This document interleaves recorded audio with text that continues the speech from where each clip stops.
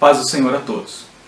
Gostaria de agradecer em primeiro lugar, mais uma vez, a confiança do pastor Alex, que é o superintendente da escola dominical, o pastor Caio, que é o nosso presidente, para que a gente pudesse, mais uma vez, aqui nesse domingo, nessa escola bíblica dominical, aprender um pouco mais da palavra de Deus, dessa lição 8, que vai falar, que tem um tema bem forte, bem, infelizmente, que está hoje atingindo o meio evangélico, as igrejas e o mundo de uma forma geral. Eu acho que nós vivemos uma epidemia hoje do suicídio. Então a gente vai falar hoje sobre o drama do suicídio, nessa lição 8 de 22 de novembro de 2020. Então eu gostaria que vocês acompanhassem com a gente nessa aula e nesses minutos que nós temos para poder aprender um pouco do que a Bíblia fala sobre isso. Qual a visão, como nós podemos enfrentar isso, porque se é uma epidemia, se está acontecendo, e a gente sabe que isso tem acarretado transtornos e muitas pessoas têm falado sobre isso, então nós temos que estar atentos, temos que conhecer para poder combater, para poder enfrentar, para poder ensinar, para poder mostrar para quem está vivendo esse drama com esses pensamentos, possa se despertar para a palavra de Deus. Então nós vamos fazer uma meditação hoje, o Salmo 42, tá? Que é o texto de referência, mas nós vamos primeiro falar sobre o texto áudio. Tá? O comentarista da lição, então ele dá o título dessa lição 8 de O Drama do Suicídio. E o texto áudio está em Hebreus capítulo 13, versículo 5, a parte B apenas do versículo. Diz assim a palavra de Deus: Não te deixarei nem te desampararei. Hebreus 13, 5b. A verdade aplicada, que ele coloca aqui, diz assim: diante da dura realidade do suicídio, precisamos tratar esse tema à luz da palavra de Deus. Então ele vai nos mostrar que é uma realidade, infelizmente. Mas nós precisamos tratar à luz da palavra de Deus. É o que nós vamos aprender hoje aqui. Os objetivos da lição são 3 que ele sempre coloca. Diz assim: conhecer melhor sobre o suicídio, mostrar os casos bíblicos de suicídio e ensinar como se comportar em casos de suicídio. Tá? Vamos lá então, se você não tiver revista e quiser nos acompanhar, então o texto de referência está em Salmo 42, do verso 7 ao verso 11. Tá? Nós vamos ler então o que o comentarista deixou aqui para nós, esse trecho da palavra de Deus, e nós vamos então depois entrar nos comentários, não vou ser cansativo, mas eu gostaria que vocês nos prestassem bastante atenção, porque é um tema relevante para o momento que vivemos hoje. Tá?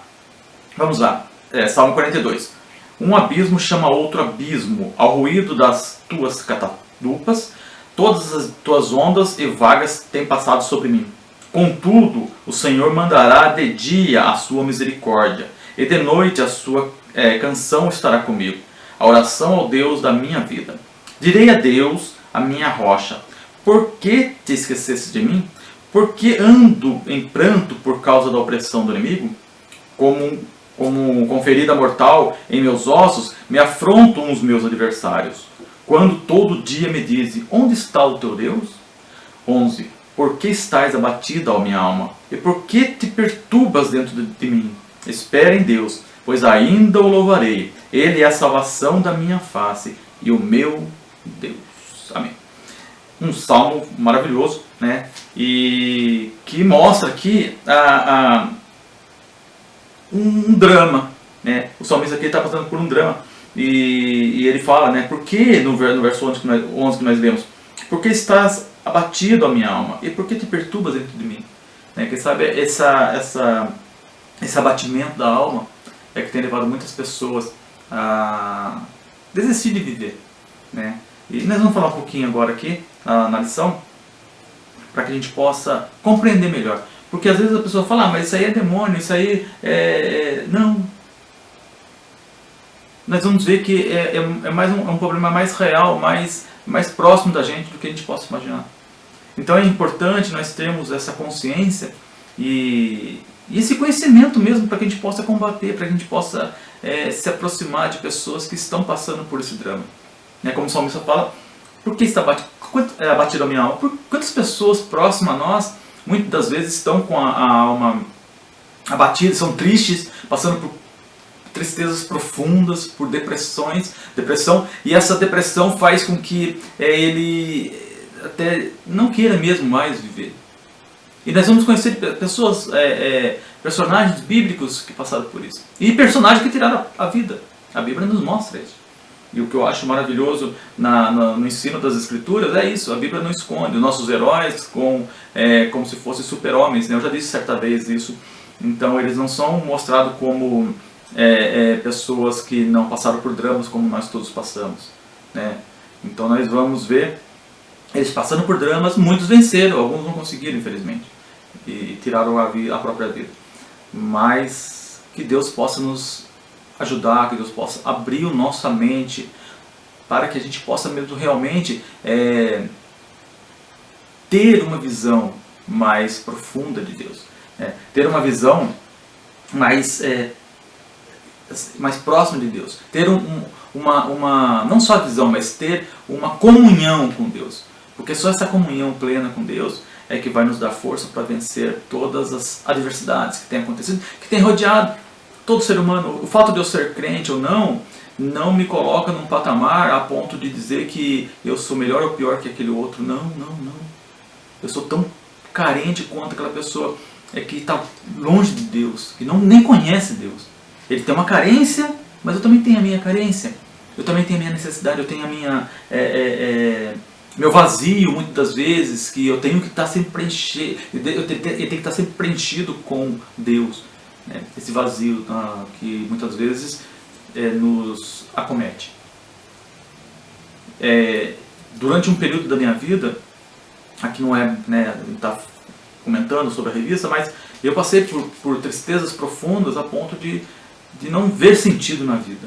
Não pensei em suicidar, nunca passou isso pela minha cabeça, mas ao mesmo tempo eu tinha um vazio muito grande, vivia muito tempo só, trabalhando em outros lugares, longe de casa, longe de todos, sem conhecer ninguém, aqui num estado totalmente, um outro estado do Brasil, totalmente isolado.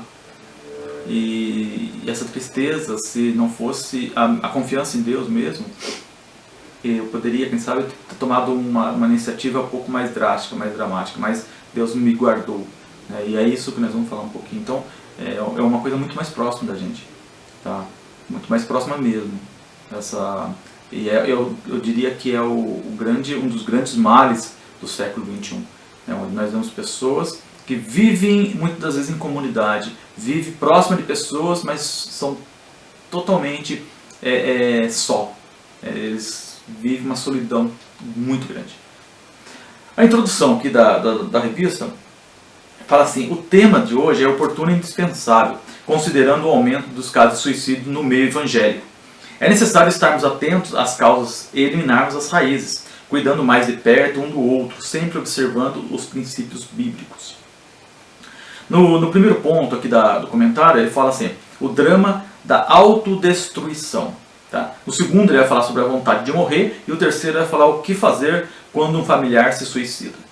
Então vamos falar primeiro sobre o drama da autodestruição. A palavra suicídio vem de dois termos do latim, sui, que significa próprio, e caedere, que significa matar. Assim, o suicídio é o desejo e o ato de assassinar a si próprio. É um gesto de autodestruição, realização do desejo de dar fim à própria vida. Quando a pessoa está passando por uma dor emocional insuportável, ela pensa enganosamente que a única solução é o suicídio. Assim, o suicida não quer morrer, ele quer escapar da dor do sofrimento. No entanto, sempre produz mais dor. Então, às vezes a pessoa, como ele fala aqui, está passando por essa dor, está passando por um problema complicado, e ela acha que se matando, tirando a própria vida, cometendo ali um assassinato, não matarás, né? Os 10 mandamentos, ele vai falar sobre isso, né? Um dos mandamentos dos 10, ele vai falar sobre o não matar, e quando você se suicida, você está matando, vai tirando a própria vida, mas é também um ato de matar. Então, a Bíblia é totalmente contra isso. A Bíblia vai nos ensinar para enfrentarmos isso e sermos sim contra, veementemente contra. Mas por que a pessoa chega a um estágio assim tão dramático? porque ela às vezes não vê mais sentido na vida e acha também, muitas das vezes, como fala aqui o comentarista, que o problema que ela está enfrentando é tão grande que a melhor solução é tirar a própria vida. E aí acaba entrando por esse caminho. Vamos então ver 1.1. Por que as pessoas pensam em suicídio? E aqui ele vai elencar vários pontos, né, vai grifar e vai nos mostrar, né, alguns motivos que levam a pessoa a praticar esse ato. O primeiro aqui que ele fala é chamar a atenção.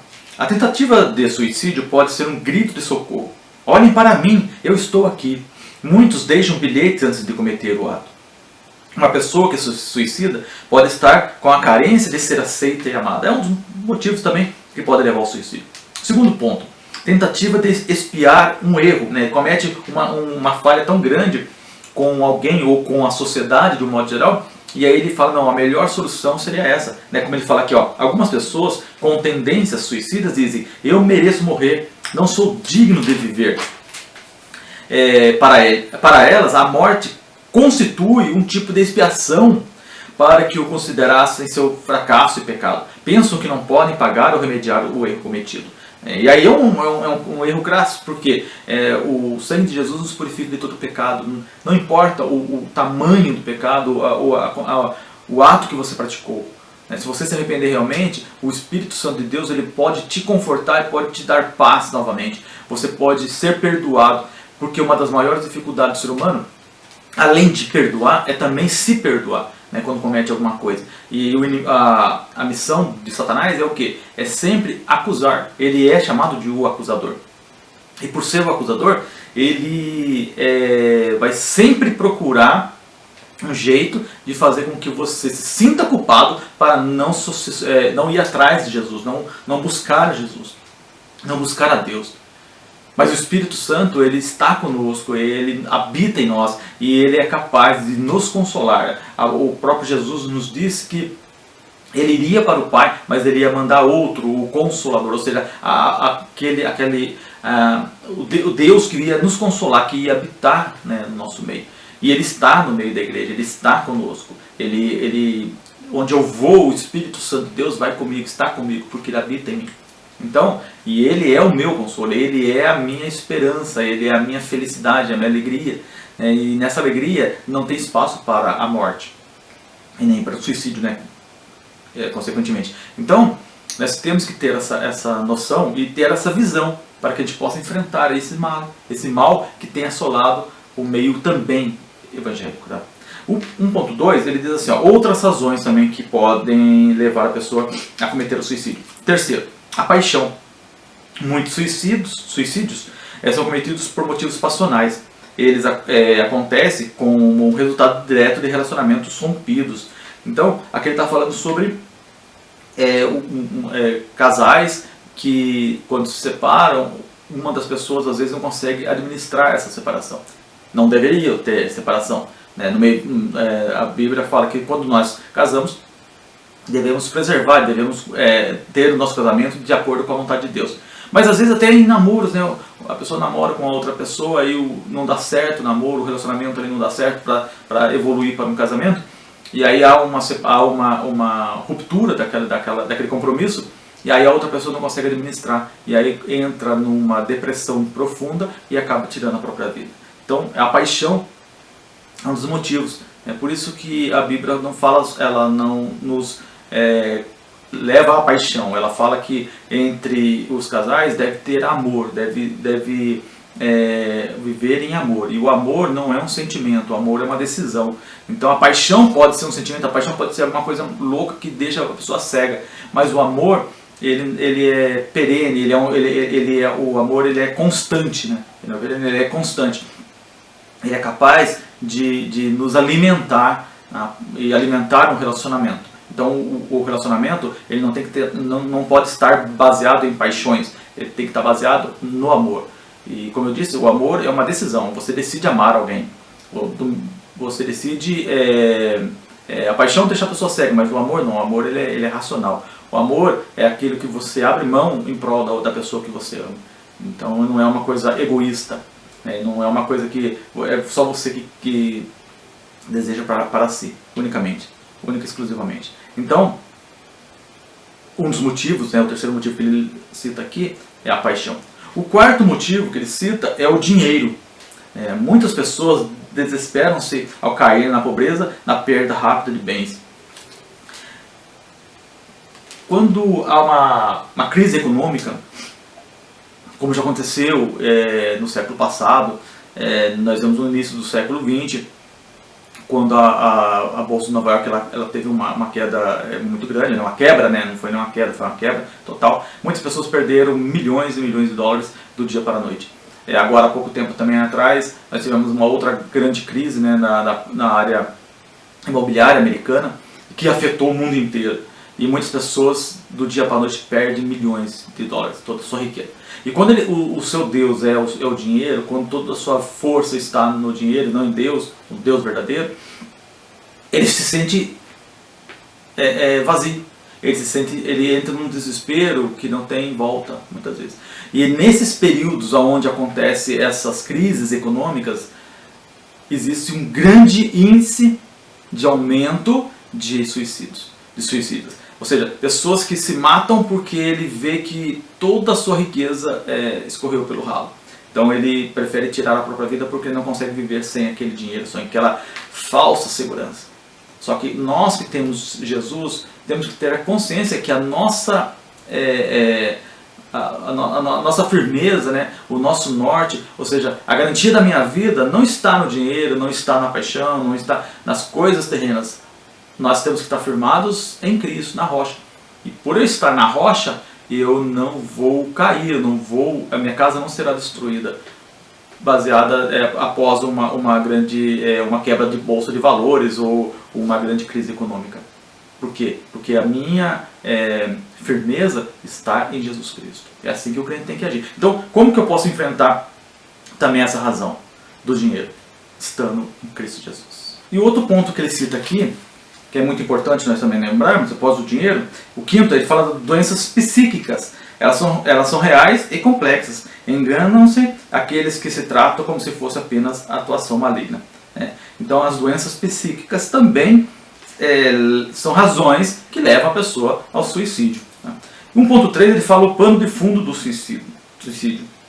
A ausência de Deus provoca na humanidade um vazio sem precedentes. Na verdade, só Deus pode satisfazer a alma humana.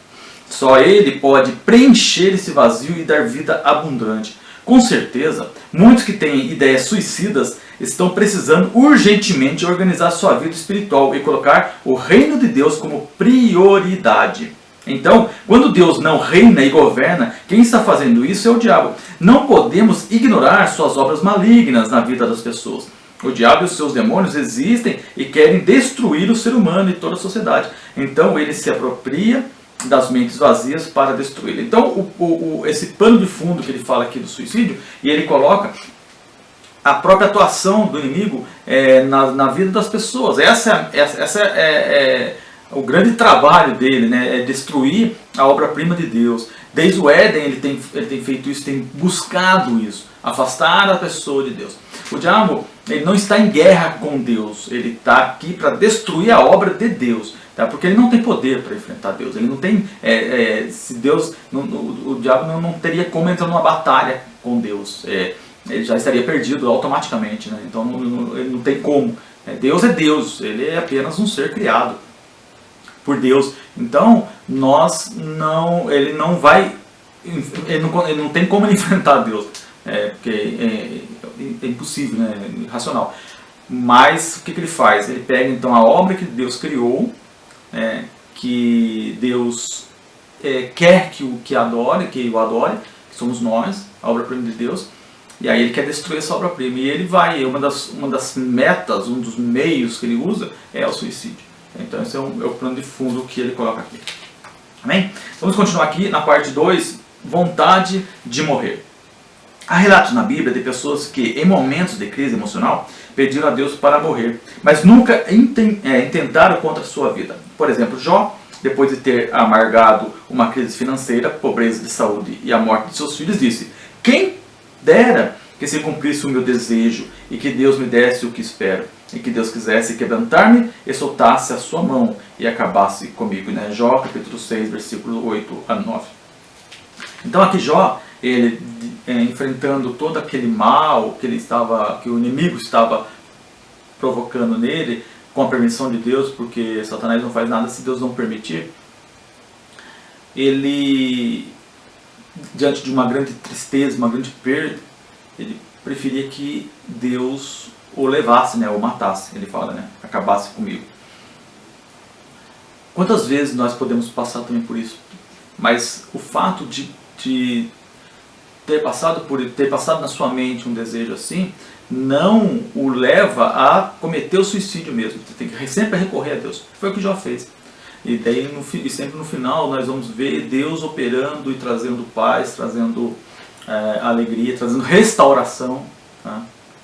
Nenhuma provação ela é para sempre. Nós passamos por provações para podermos crescer, né? Como o ouro, né? Jó mesmo vai falar que o fogo, né, ele vem para, a provação no caso, ele vem para nos purificar como ouro. Então eu passo pelo fogo, pela provação, mas eu saio purificado, eu saio aqui muito mais limpo, muito mais próximo de Deus, e eu posso falar como ele falou no capítulo 42, versículo 5, que ele fala: antes de eu conhecer Deus eu ouvi falar, mas agora os meus olhos contemplam a sua glória.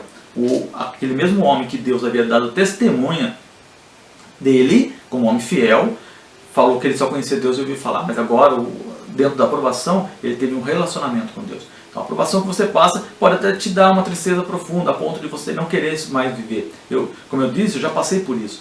Eu já passei por momentos de tristeza na minha vida que eu não tinha vontade de viver. Eu preferia que Deus me levasse mesmo, né? E não via sentido na vida. Mas Deus dá sentido.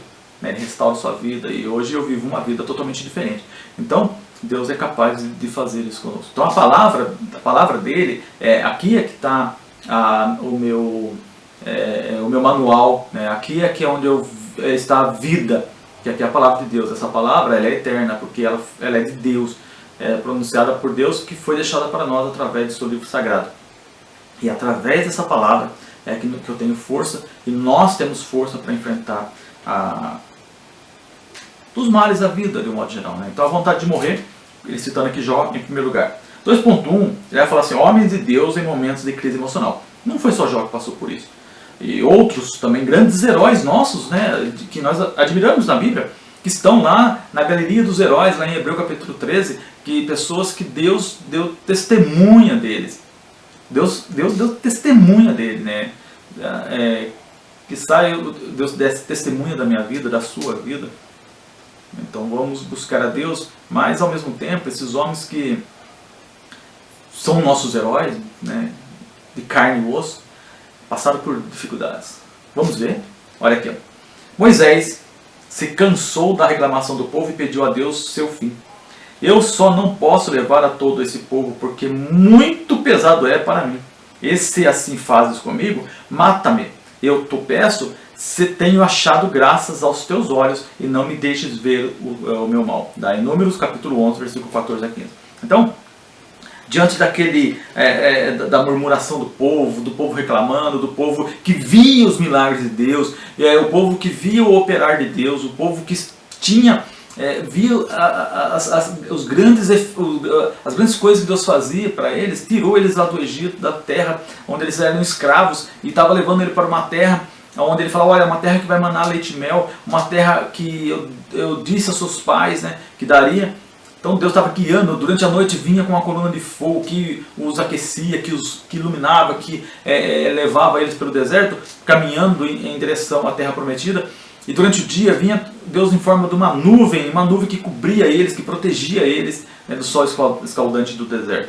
Mesmo assim, esse povo que viu tudo isso, que viu o mar abrir, começou a reclamar. E Moisés então ele chega num ponto de tanta tristeza de ver tudo isso, dessa reclamação toda, que ele pede a morte. Mas Deus sempre estava com ele, e ele sempre saiu vitorioso. Outro herói que nós podemos dizer foi Elias. Também teve seus dias sombrios. Depois de vencer a batalha contra os profetas de Baal no Monte Carmelo, Jezabel, que era a rainha, né, que era a mentora daqueles profetas de Baal, manda dizer que vai acertar as contas com o profeta. Então ele, com medo, disse, 1 Reis capítulo 19, versículo 4, já basta, Senhor, toma agora a minha vida, pois não sou melhor do que meus pais. Então, é o próprio Elias aqui, diante de uma grande vitória, entrou numa depressão, se escondeu numa caverna, pediu para que Deus o levasse, pediu a morte, mas nem ele, nem Moisés, nem Jó tiraram a vida, cometeram suicídio, passaram por dificuldades como nós passamos, depressão ou tantas coisas que nós passamos.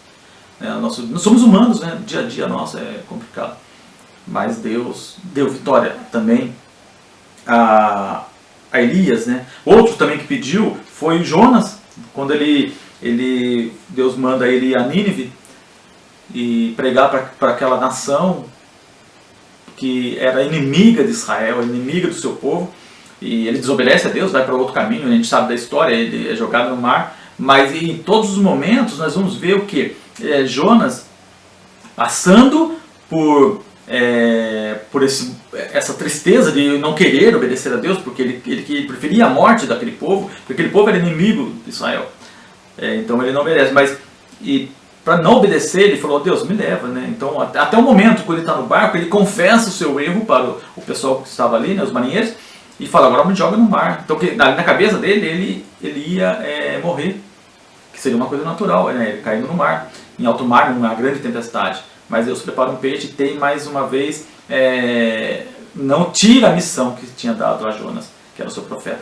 E ele vai, sabendo da história, ele vai, é vomitado na praia, tudo, e acaba obedecendo a Deus.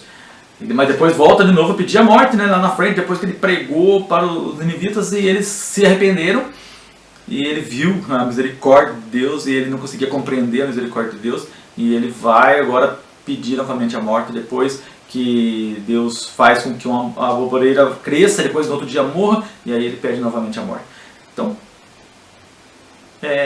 são momentos que a gente passa dificuldade. No 2.2 ele fala assim, caso agora de suicídios mesmo na Bíblia. A Bíblia também vai mostrar para nós outras pessoas que se suicidaram. Vamos ver aqui o que ele fala. A Bíblia menciona alguns casos de suicídio, revelando assim o que o ser humano, após o pecado, teve suas faculdades mentais e emocionais também afetadas. Então nós vamos ver aqui, por exemplo, um suicídio muito conhecido na Bíblia, né? Que é de Saul, primeiro rei de Israel, ali foi escolhido por Deus e reinou, mas ele saiu da vontade de Deus, ele acabou deixando que o poder subisse, quem sabe, a sua mente, o seu coração, e ele desobedeceu, e nós sabemos ali que quando o profeta Samuel fala com ele, que Deus havia tirado dele o seu reinado, né? Então ele não ia perpetuar. E nós vamos então Saul, como fala aqui, ó, Saul, esse rei começou bem, mas desobedeceu às ordens de Deus sem demonstrar arrependimento. Encurralado pelos exércitos filisteus, jogou-se contra a sua própria espada. Está em 1 Samuel capítulo 31, do versículo 1 ao 7. Então nós vemos ele se suicidando diante de uma batalha onde ele já estava praticamente perdida, mas depois de muito tempo ter desobedecido a Deus. Reinou por 40 anos, mas ficou depois a maior parte do seu reinado já foi um reinado em desacordo com a vontade de Deus. E no final da sua vida ele acaba se suicidando. Então, um grande rei que começou bem, mas que terminou muito mal. Outro também conhecido foi Aitofel. Ele traiu Davi. Seu caráter traidor o levou ao desespero e ele acabou se enforcando. Segundo Samuel capítulo 17, versículo 23. Então nós vemos mais um caso de suicídio. Outro, Zinri, promoveu um golpe para chegar ao poder e depois foi abandonado. Está em 1 Reis capítulo 16, versículo 18. E um outro muito conhecido da Bíblia, que não poderia deixar de estar aqui também, foi de Judas, um dos apóstolos de Cristo, que andou com Cristo, que viveu ali durante 3 anos e meio, vendo os milagres, vendo o poder de Jesus, do Filho de Deus, que havia encarnado para nos trazer o reino dele, para nos apresentar o seu reino, iniciar a igreja. Esse homem que viu os milagres, conviveu com Jesus, no final trai Jesus e não se arrepende da traição. Pedro nega Jesus, e eu sempre digo que o pecado do negar Jesus e o pecado de trair Jesus não tem diferença no sentido assim que um é pecado maior, outro pecado menor. Eu não vejo assim, eu acho que pecados não tem tamanho, pecado é pecado.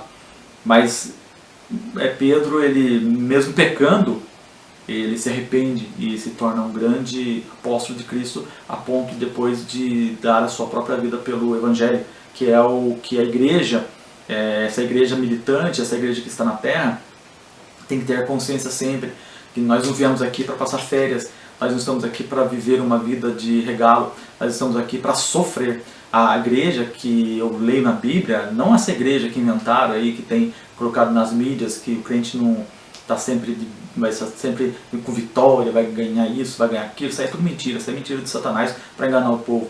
A igreja que está na Bíblia é a igreja que veio para sofrer, né? Porque nós estamos aqui para enfrentar o príncipe desses séculos, ou seja, o que está agindo aqui está pronto para destruir a igreja. Se você está bem, se você não está passando por dificuldades, se você não está sendo perseguido, é porque você está de bem com Satanás. Agora, se você está vivendo uma vida correta com Deus, você vai ser perseguido no seu trabalho, você vai ser perseguido na faculdade, você vai ser perseguido na sua vizinhança, sempre vai ter perseguição. A igreja, ela é perseguida, isso é natural.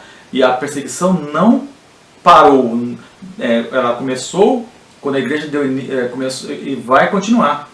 Até quando o anticristo se manifestar, vai continuar sendo perseguida. A igreja vai ser perseguida e só vai ter vitória quando ela for arrebatada por Jesus. É quando Jesus vier nas nuvens e arrebatar essa igreja, aí sim nós vamos ter uma vida eterna de paz no corpo glorificado. Mas enquanto estivermos aqui, nós passaremos por provações, passaremos por lutas e vamos enfrentar. Nós não somos melhores que os apóstolos, nós não somos melhores que os pais da igreja, nós não somos melhores que os que iniciaram a igreja. Tem pessoas que acham que eu não posso sofrer porque eu sou crente. Não, meu filho, é por você ser crente que você vai sofrer, porque você não é melhor do que os apóstolos, você não é melhor que os profetas, você não é melhor que os heróis que estão aqui na Bíblia. Mas eles venceram. Hebreus vai falar isso no capítulo 13. Então, aonde está o ser melhor a ponto de falar, não, eu não vou sofrer, eu não vou passar por dificuldade, então por ser crente, Deus vai me proteger, Deus vai me tirar, Não, nós vamos passar assim por grandes lutas, estamos passando, né? Se nós olharmos para os crentes que estão nos países perseguidos no Oriente Médio, tudo, estão sendo perseguidos cruelmente, sendo mortos, sendo massacrados, sendo estuprados, sendo torturados, mas não negam a fé. Não negam a fé. Então, vamos deixar de ser, usando uma linguajar de hoje, né, dos jovens, um crente Nutella, né? Não, nós estamos aqui para sofrer. Então, e é nesse sofrimento que nós vamos crescer. É no sofrimento que nós vamos vencer. Vamos ser sempre vitoriosos. Sempre vamos passar por dificuldades, mas vamos vencer. E Pedro foi um grande exemplo disso. Pecou, traiu Jesus, mas não se suicidou. Não fez como Judas, que traiu Jesus, preferiu tirar a própria vida. O 2.3 vai falar que a Bíblia é contrária ao suicídio. Eu já disse isso no início. O suicídio é a quebra do principal mandamento, amar a Deus e ao seu próximo como a si mesmo. Mateus capítulo 22, versículo 36. Amar a si mesmo é um dever do cristão. Só pode amar o próximo quem está bem resolvido consigo mesmo. O apóstolo Paulo nos ensina esse princípio em suas cartas, porque nunca ninguém aborreceu a sua própria carne. Antes, alimenta e sustenta, como também o Senhor a igreja. Douglas Batista, ele diz assim, o cristão se posiciona contra o suicídio fundamentado no 6º mandamento do Decálogo. Não matarás. Êxodo capítulo 20, versículo 13. O mandamento que proíbe o homem de assassinar o outro também o proíbe de assassinar a si mesmo. A vida humana é uma dádiva e, portanto, pertence a Deus. Salmo 100, verso 3. O Criador é quem determina o início e o término da vida, e não a criatura. Eclesiastes 3, 2. No comentário dos professores aqui, o comentarista nos deixa um texto escrito assim. Pastor Hernandes Dias Lopes afirma que o suicídio é um gesto de incredulidade. O suicida deixa de crer que Deus pode nos socorrer em toda e qualquer situação. A mulher de Jó, ao vê-lo nas cinzas, revoltada contra Deus, aconselhou seu marido que se matasse. Amaldiçoa a Deus e morre. Mas ele respondeu, como fala qualquer doida, assim falas tu. Jó 2, 9 a 10. Quando o carcereiro de Filipos ao ver as portas da prisão abertas, puxou a espada para suicidar-se, supondo que os presos tivessem fugido. Paulo disse em alta voz: não te faças nenhum mal. Atos capítulo 16, versículo 27 e 28. Então, agora vamos para a parte 3, aqui já indo para o final dos nossos comentários, que é falar então o que fazer quando um familiar se suicida. Vamos ver o que o comentarista deixa para nós aqui, para que nós possamos meditar um pouco mais. Por mais duro que tenha sido o golpe sofrido na vida, precisamos continuar a caminhada. Não podemos ser enterrados com nossos mortos. É importante levar em consideração que a vida continua e a presença de Deus é certa. 3.1. Devemos prosseguir por causa de Deus. Não existe nenhuma situação na vida que possa superar a capacidade de Deus nos restaurar. Deus é maior do que a nossa dor. O amor de Deus é tão grande que chega a ser maior do que de um pai e de uma mãe, que não consideramos como o maior amor do mundo, né? Que nós consideramos como o maior amor do mundo. Então, nós temos que continuar. Continuar por quê? Devemos prosseguir por causa de Deus que está na nossa vida. Então, se você passou por essa tristeza, se você passou por esse mal na sua família, de alguém que tirou a própria vida, não desista da vida. Continue. Continue a buscar a Deus, porque a Deus cabe todo julgamento, a Deus cabe tudo o futuro, não na nossa vida, não nas nossas mãos. Nós não podemos abandonar a vida porque um mal desse aconteceu. Tristeza, sim, passamos por luto, mas ao mesmo tempo temos que confiar em Deus. 3.2. Devemos prosseguir por causa dos demais familiares que continuam com a gente. Não temos o direito de desistir da vida por causa do ente querido que se foi, quando temos outros que precisam da nossa presença, nosso apoio e nosso encorajamento. Não podemos desistir de viver por causa dos mortos, se os vivos ao nosso redor carecem do nosso amor. Jesus teve 12 discípulos e um deles se suicidou. É preciso entender que mesmo procurando ajudar e acompanhar uma pessoa, contudo, nem sempre o resultado será o que desejaríamos. Tal fato não deve nos impedir de prosseguir no cuidado com o próximo e no cumprimento da missão que recebemos do Senhor. Quando nos enjaulamos nos quartos escuros, cheios de desalento, ferimos não apenas a nós mesmos, mas nossa própria família, que precisa da nossa presença e da nossa mão estendida. Então, o que ele está falando aqui, nós devemos continuar, se passamos por esse mal, se você passou por esse mal, que está vendo essa aula, participando conosco nessa aula, busque em Deus.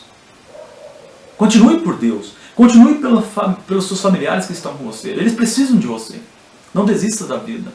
Não entre numa depressão profunda a ponto de abandonar tudo. Porque no 3.3, aqui, ele vai fazer um comentário que eu achei maravilhoso quando eu lia essa lição, quando eu estudava essa lição. Ele fala assim, um suicida pode ir para o céu? Essa é uma pergunta que assola as famílias nesse momento de dor. Se você passou por isso, acho que o que mais causa dor nesse momento não é nem acho que eu não passei por isso, não posso afirmar 100%, mas não é nem a dor de ter perdido aquela pessoa, mas quem sabe, o drama de falar aonde ele foi, né? Será que ele está no inferno? Então ele vai falar sobre isso aqui. No momento do velório, há questionamento sobre esse assunto por parte da família aos pastores. O que entendemos, aí ele vai falar agora o que ele entendeu, e é o que eu entendo também. O que entendemos sobre o assunto é que não compete a nós o julgamento. Nenhuma pessoa ou igreja tem competência de assentar-se no trono do juízo e determinar o destino eterno de uma pessoa. Somente Deus tem essa autoridade intransferível.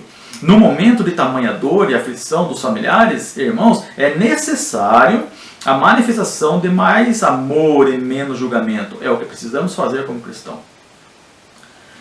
E, como eu disse, eu creio que para nós crentes, quando nos deparamos com isso, vou me lembrar de um fato que aconteceu há muitos anos atrás, num bairro que eu morava, de uma jovem crente, uma jovem que da igreja nossa até, e ela tomou comprimido e veio a morrer, suicidou-se. O esposo dela era um presbítero da igreja, uma pessoa ativa na igreja, e ela tirou a própria vida. E aí o questionamento, eu lembro que a gente entrou em debates, muitas vezes eu, meus irmãos, a gente discutindo, e uma das coisas que eu falei na época foi assim, se mesmo que ela tenha cometido o ato, mas ela ainda não estava consciente, né? Porque quem toma comprimido, ou até mesmo quem pula de uma ponte, tem alguns momentos, alguns segundos de uma ponte, no caso, alguns segundos de lucidez. Quem toma comprimido muitas vezes passa horas para morrer, ou minutos, eu não sei como que funciona. Mas a maior parte quando não é algo instantâneo, existe algum momento de consciência ainda da pessoa. E eu falava assim, dessa moça, né, que meu irmão falava, não, ela foi para o inferno porque ela se suicidou. Eu falei, mas quem garante isso? Quem somos nós para julgarmos isso?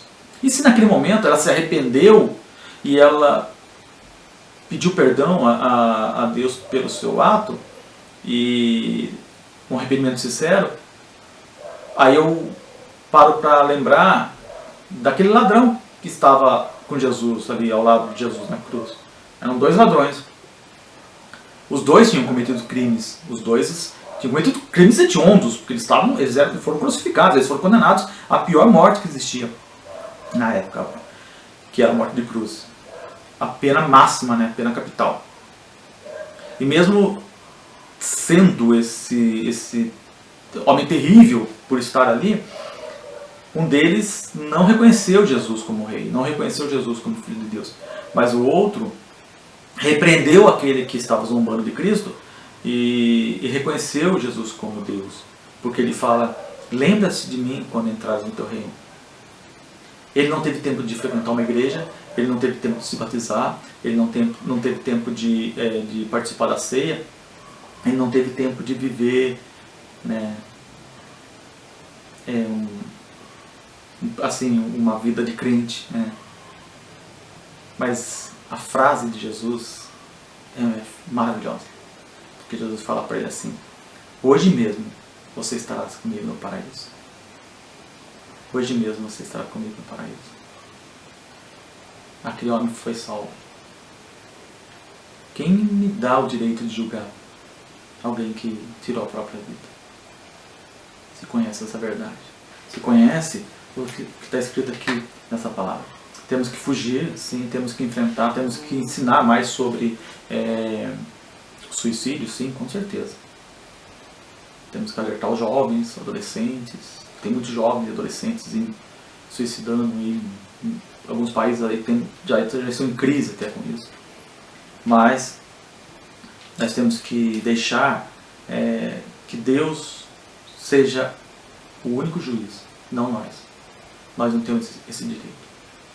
E na conclusão, ele termina falando assim, ó, a morte, embora inevitável, não deve ser buscada. Não temos o direito de tirar a nossa própria vida. Deus é quem dá a vida e somente Ele pode requerê-la. O suicídio é uma decisão humana. Precisamos buscar forças em Deus para reagir e encontrar esperança e desfrutar de uma vida abundante. Que Deus possa ter misericórdia da nossa vida, que nós possamos ter uma vida mais próxima de Deus, que nós possamos buscar mais a Sua presença, ler mais a Tua palavra, cultuarmos mais, orarmos mais, ter uma vida mais próxima mesmo. Quanto mais próximo eu estiver de Deus, menos esse mal vai me afetar assim tanto, mas se afetar, vamos confiar nele, porque é só nele que nós vamos ter vitória. Amém? Eu agradeço os momentos que vocês passaram conosco aqui nessa aula, que Deus possa continuar te ajudando, e que você possa ser um mestre, né, no sentido de ensinar outras pessoas o que você tem aprendido. Essa é a missão nossa.